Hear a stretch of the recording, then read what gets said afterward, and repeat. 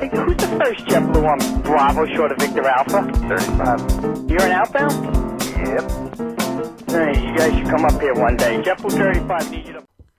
Required aircraft inspections. To help us remember these inspections, we've developed the acronym AVIATES, A-V-I-A-T-E-S. Let's go ahead and take a look at this acronym. First up is the A. The A is for our ADs. These are things that must be complied with. So all our ADs must be in there for our aircraft to be airworthy.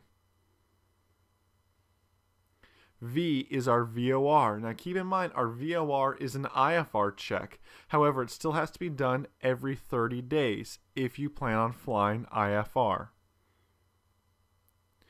I is our inspections. There's two inspections, a 100-hour and an annual. An annual must be done. However, a 100-hour only has to be done if the aircraft is flown for commercial purposes.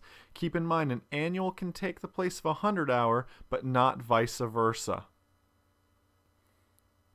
A is for our altimeter, which must be inspected every 24 calendar months.